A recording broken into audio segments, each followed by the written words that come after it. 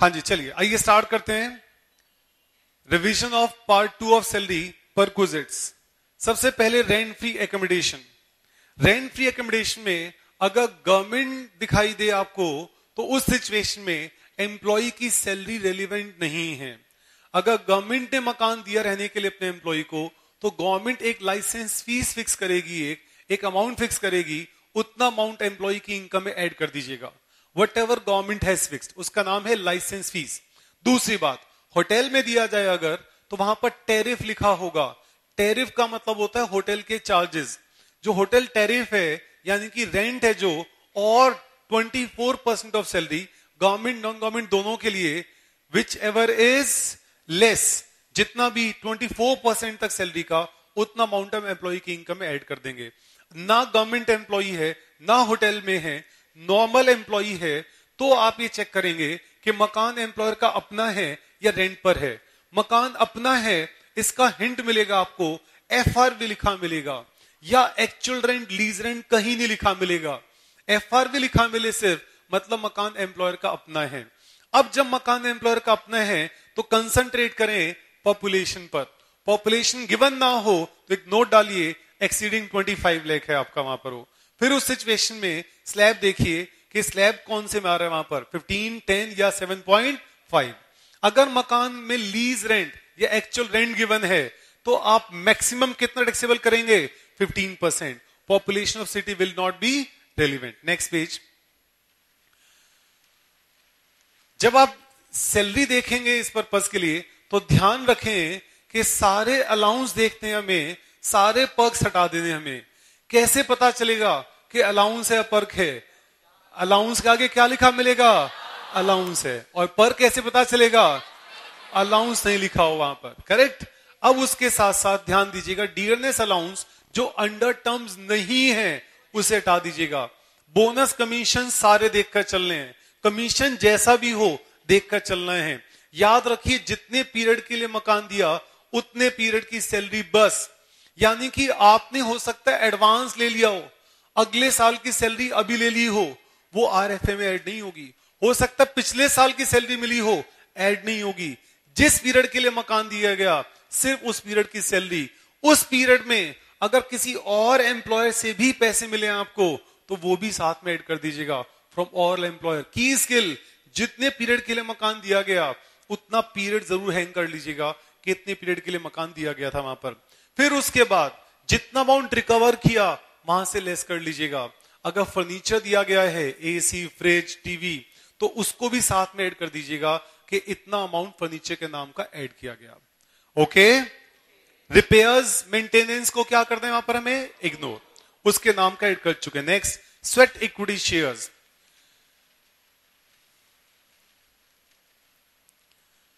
अगर market price 10 rupees है और आपने उसको दे दिया 7 रुपीज में, इन दैट सिचुएशन 3 रुपीज जो है वो हम ऐड कर देंगे यहां पर इनकम एंड हेड सैलरी में। यहां पर 10 रुपीज मार्केट प्राइस और हमने 7 रुपीज के अलॉट कर दिया तो 3 रुपीज आपके सैलरी हेड की इनकम में ऐड कर देंगे हम। फिर उसके बाद 10 रुपीज जो मार्केट प्राइस थी वो आपकी कॉस्ट बन जाएगी कैपिटल गेन के लिए, और आपने सेल कर दिया 12 रुपीज में, तो 12 rupees sale price minus cost 10 rupees, 2 rupees under head capital gain. Next, reimbursement.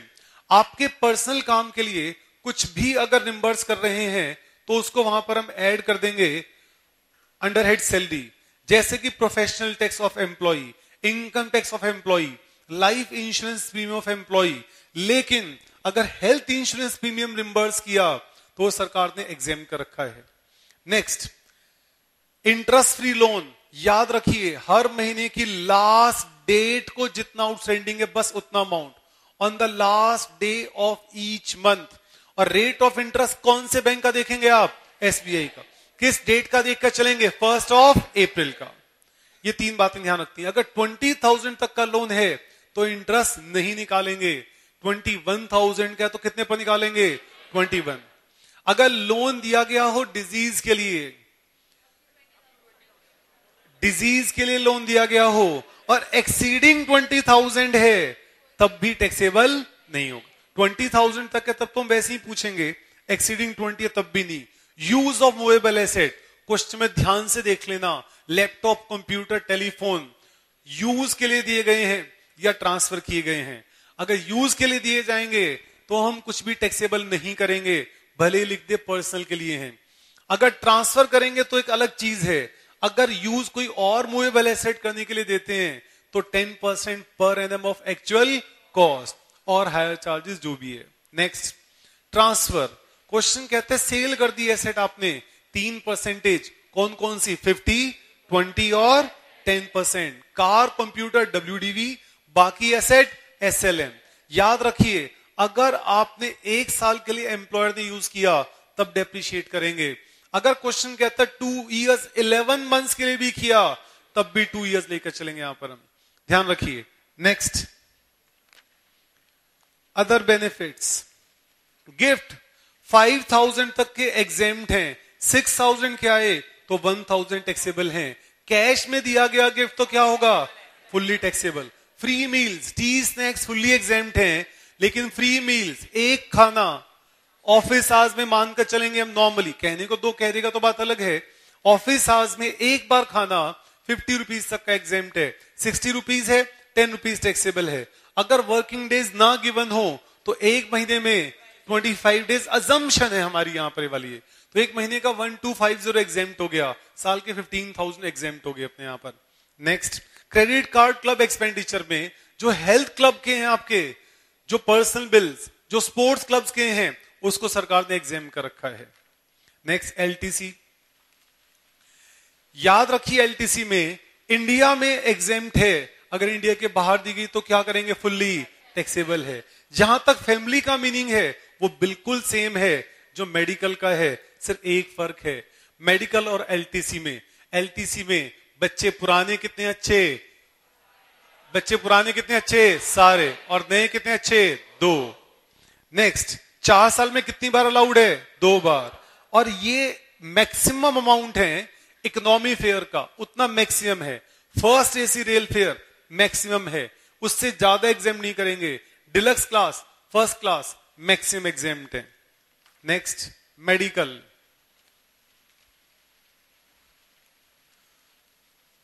पांच ऐसे हॉस्पिटल हैं जहां पे जितना भी इलाज करवाएं फुल्ली एग्जेम्प्ट है। स्टार्ट करो, 5 कौन कौन से। पहला कौन सा, एम्प्लॉयर, दूसरा गवर्नमेंट,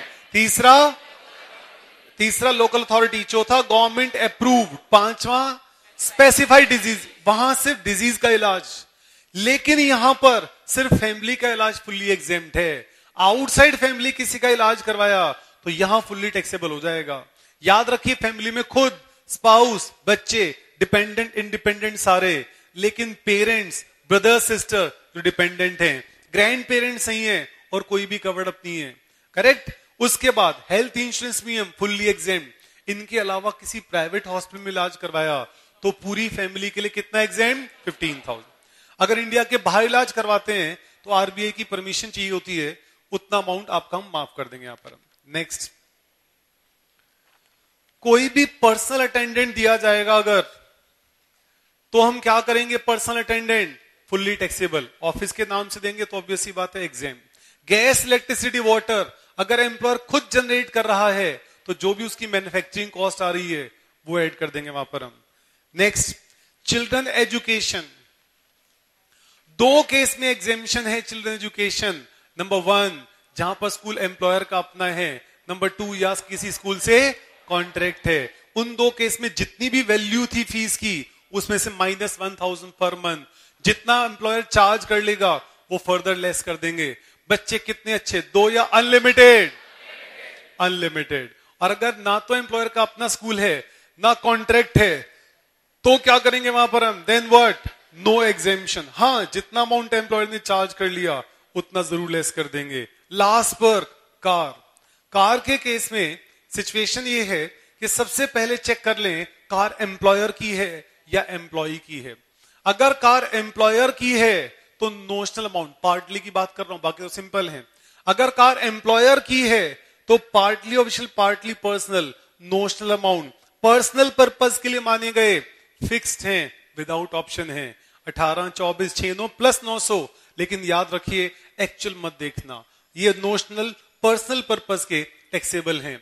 गाड़ी एम्प्लॉई की है तो उस सिचुएशन में आप टोटल एक्सपेंस माइनस ऑफिस के एक्सपेंस को कंपेयर करेंगे 1824/9 से।